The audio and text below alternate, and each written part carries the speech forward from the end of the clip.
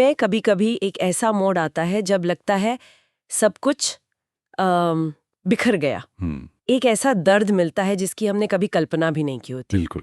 सवाल ये है कि उस टूटन के बाद क्या होता है। क्या हो अगर उसी दर्द को, उसी बिखराव को अपनी सबसे बड़ी ताकत में बदला जा सके। और आज हम इसी की गहराई में उतरने वाले हैं। आज का हमारा मौजू यही है, दर्द को अपनी ताकत में बदलना। और देखिए, ये चर्चा एक बहुत ही एक बुनियादी सवाल से शुरू होती है। क्या? कि जब दर्द आता है तो हम क्या बनते हैं।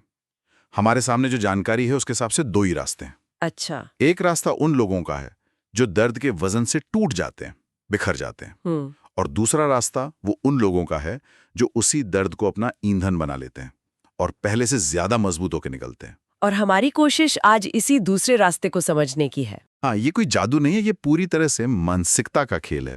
और हम इसे कुछ दमदार उदाहरणों और एक बहुत ही प्रैक्टिकल फॉर्मूले से समझेंगे। तो चलिए एक ऐसे उदाहरण से शुरू करते हैं जिन्हें पूरा देश जानता है। डॉक्टर कलाम। हाँ, डॉक्टर एपीजे अब्दुल कलाम।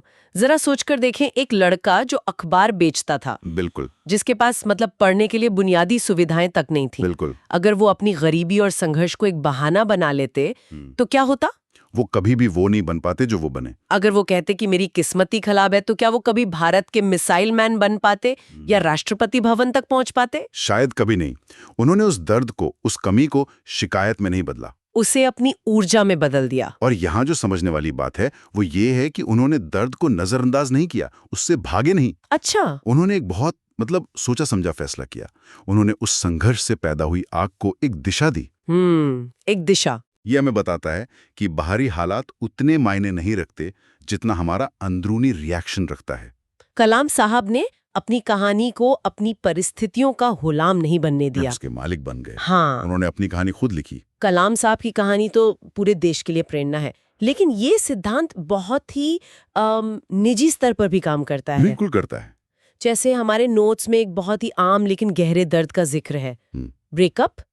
इसमें एक लाइन है जो सच में चुभती है, जिसने छोड़ा उसने तुम्हें कमजोर समझा। सही बात है। और यहीं पर एक बहुत हैरान करने वाला आंकड़ा सामने आता है। वो जिम वाला? हाँ, जिम में जो लोग अपनी बॉडी को पूरी तरह से बदल देते हैं, उनमें से लगभग 60% लोग किसी न किसी गहरे भावनात्मक दर्द से मिले जुनून से भरे होते हैं। हाँ, और ये सिर्फ गुस्से या जुनून की बात नहीं है, इसके पीछे एक गहरा मनोविज्ञान काम कर रहा है। अच्छा, वो क्या है? असल में ये नियंत्रण की बात है। जब कोई हमें छोड़ के जाता है या रिजेक्ट करता है तो हमसे हमारा कंट्रोल छीन लिया जाता है। हम बेबस महसूस करते हैं। जिम जाकर अपने शरीर पर काम करना, उसे बदलना, उस नियंत्रण को वापस हासिल करने का एक बहुत सीधा और ठोस तरीका है। ये तो बहुत दिलचस्प बात है। ये आपके दिमाग को एक सिग्नल भेजता है कि बाहर जो भी हुआ हो, लेकिन इस चीज का इंचार्ज मैं हूं। मैं अभी भी अपनी जिंदगी को आकार दे सकता हूं। ये ऊर्जा को बस कहीं लगाने की बात नहीं है, बल्कि अपनी जिंदगी का कंट्रोल वापस अपने हाथों में लेने की एक कोशिश है। बिल्कुल। और इसी से जुड़ा हमारे सामने एक फॉर्मूला आता है। दर्द यानी पेन, उससे आता है ध्यान यानी फोकस, और उस ध्यान से होता है बदलाव, ट्रांसफॉर्मेशन। हाँ, ये सुनने में तो आसान लगता है, पर ये काम कैसे करता है? ये इसलिए काम करता है क्योंकि दर्द हमारे दिमाग के सर्वाइवल मोड को एक्टिवेट कर देता है। अच्छा। उस वक्त हमारा ध्यान 100 चीजों पर नहीं भटकता, वो लेजर की तरह एक जगह टिक जाता है। सही बात है। आम जिंदगी में जब सब कुछ ठीक चल रहा हो, ऐसा फोकस पाना लगभग नामुमकिन है। तो दर्द असल में हमें एक, क्या कहते हैं, मानसिक सुपर पावर दे रहा है। एक जबरदस्त फोकस। हाँ, बस हमें उसे सही दिशा में इस्तेमाल करना सीखना है।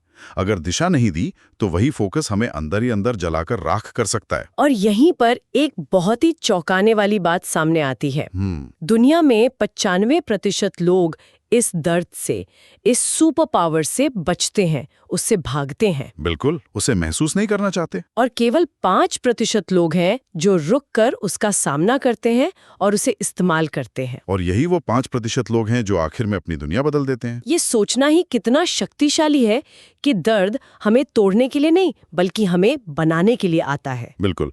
और यही सबसे जरूरी सवाल उठता है कि कोई उन 5% लोगों में कैसे शामिल हो सकता है? हाँ, ये सिर्फ कुछ खास लोगों के लिए है? नहीं, जवाब है नहीं। हमारे सामने जो जानकारी है वो एक बहुत ही सरल 3 स्टेप का एक्शन प्लान देती है। ये सिर्फ मोटिवेशनल बात नहीं है। नहीं, ये एक प्रैक्टिकल तरीका है जिसे कोई भी अपना सकता है। ठीक है, तो इस एक्शन प्लान को एक एक करके समझते हैं। पहला कदम है अपना दर्द लिखो।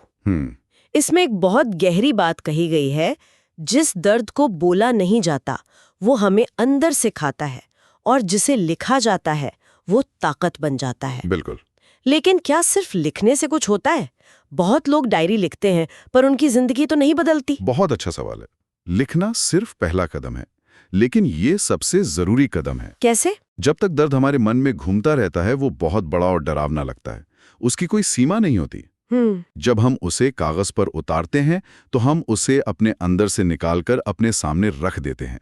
उसे एक ढांचा मिलता है, एक नाम मिलता है। हम उसे बाहर से देख पाते हैं। बिल्कुल। लेकिन आप सही कह रही हैं, सिर्फ लिखने से बदलाव नहीं आएगा।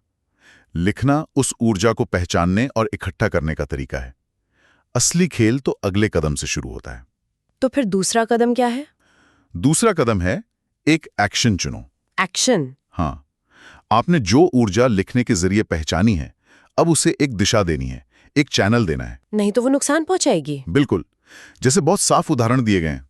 ब्रेकअप हुआ, उस ऊर्जा को जिम में लगाओ। परीक्षा में फेल हुए, रोज 4 घंटे पढ़ने का नियम बनाओ। नौकरी नहीं मिल रही, कोई नया स्किल सीखो। किसी ने बेइज्जती की, खुद को इतना अपग्रेड करो कि वो देखते रह जाएं। मुद्दा यह है कि एक ठोस सकारात्मक काम चुनना है और अपनी सारी ऊर्जा उसी एक काम में झोंक देनी है। मतलब ऊर्जा को भटकने नहीं देना है, उसे एक पाइपलाइन देनी है। और तीसरा कदम? तीसरा और आखिरी कदम है हर दिन 1% बेहतर बनो। और यहीं आकर ज्यादातर लोग हार मान जाते हैं। ऐसा क्यों? ये सुनने में तो सबसे आसान लगता है, रोज बस थोड़ा सा बेहतर बनना। लेकिन इसमें खतरा भी है। जब कोई बहुत ज्यादा दर्द में हो तो क्या रोज 1% का सुधार बहुत धीमा और हताश करने वाला नहीं लगेगा? बिल्कुल लगेगा, और यही सबसे बड़ी चुनौती है। लोग सोच सकते हैं कि इससे क्या होगा। हाँ, हम तुरंत नतीजे चाहते हैं। हम चाहते हैं कि दर्द आज है तो कल गायब हो जाए, लेकिन असली बदलाव धीरे धीरे लगातार कोशिशों से ही आता है। रोज 1% का सुधार। हाँ, शायद एक हफ्ते में नजर ना आए, लेकिन 1 साल में ये लगभग 37 गुना सुधार के बराबर होता है। ये कंपाउंडिंग की तरह काम करता है। अच्छा। शुरुआत में धीमा लगता है, लेकिन समय के साथ इसके नतीजे चौंकाने वाले होते हैं। जो आज दर्द दे रहा है वही कल आपकी कामयाबी की चमक बनेगा, लेकिन शर्त यही है कि आप रोज थोड़ा थोड़ा आगे बढ़ते रहें, चाहे नतीजे दिखें या ना दिखें। बिल्कुल। ये नतीजे ना दिखना वाला हिस्सा वाकई बहुत मुश्किल है, और इसी को समझाने के लिए हमारे नोट्स में बांस के पेड़ की एक बहुत ही कमाल की कहानी है। हाँ, ये कहानी पूरी प्रक्रिया को बहुत अच्छे से समझाती है। बताइए उसके बारे में। जब चीनी बांस का बीज बोया जाता है तो पहले साल कुछ नहीं होता। कुछ नहीं। दूसरे साल कुछ नहीं, तीसरे, चौथे, यहाँ तक कि 5वें साल तक जमीन के ऊपर कुछ भी नहीं दिखता, एक पत्ता भी नहीं। 5 साल तक? हाँ, आप हर रोज पानी दे रहे हैं, देखभाल कर रहे हैं, लेकिन नतीजा शून्य है। ऐसा लगता है कि आपकी सारी मेहनत बेकार जा रही है। 5 साल तक कुछ भी नहीं?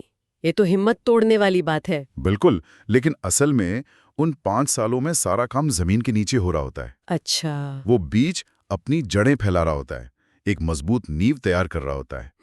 और जब वो नींव तैयार हो जाती है तो 5 साल के बाद सिर्फ 6 हफ्तों के अंदर वो बांस का पेड़ 90 फीट तक ऊंचा उड़ जाता है। 6 हफ्तों में 90 फीट? कमाल है। तो जो 5 साल की खामोशी थी वो तैयारी थी। बिल्कुल। दर्द और संघर्ष का समय बिल्कुल उन 5 सालों जैसा होता है। हमें लगता है कि हम कहीं नहीं बढ़ रहे हैं, हमारी जिंदगी रुकी हुई है। लेकिन अगर हम उस दौरान सही एक्शन लेते रहें, रोज 1% बेहतर बनते रहें, तो हम असल में अपनी जड़ें मजबूत कर रहे होते हैं। बाहर से भले ही शांति दिखे, लेकिन अंदर ही अंदर सबसे जरूरी काम हो रहा होता है। बिल्कुल। और जब सही समय आता है तो विकास बहुत तेजी से होता है। तो इस पूरी चर्चा को अगर समेटना हो तो कुल मिला के बात यह है कि दर्द से भागना नहीं है। सही। हमारे नोट्स की एक लाइन है, याद रखना, दर्द तुम्हारा दुश्मन नहीं है, वो तुम्हारा सीक्रेट वेपन है।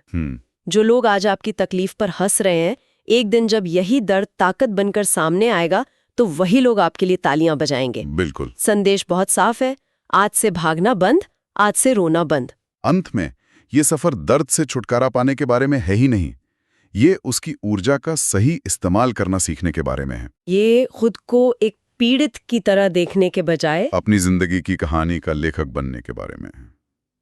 ये अपनी जिंदगी का कंट्रोल वापस अपने हाथ में लेने का एक तरीका है। अपनी सबसे बड़ी कमजोरी को अपनी सबसे बड़ी ताकत बनाकर। बिल्कुल। और मैं इस चर्चा को एक आखिरी सवाल के साथ छोड़ना चाहूंगी। हमें अपना दर्द लिखने की सलाह दी गई ताकि हम उसे पहचान सकें। तो इसके आगे का कदम क्या हो सकता है? क्या अपने दर्द को ताकत में बदलने की उस कहानी को, उस सफर को किसी और के साथ साझा किया जा सकता है? अच्छा सवाल है। कैसे किसी एक इंसान के संघर्ष की कहानी किसी दूसरे इंसान के लिए अंधेरे में रोशनी का काम कर सकती है, एक प्रेरणा बन सकती है? और इसे उसी एक शक्तिशाली पंक्ति के साथ खत्म करते हैं जो इस पूरी यात्रा का सार है। क्या? क्योंकि तुम टूटे नहीं हो, तुम बन रहे हो।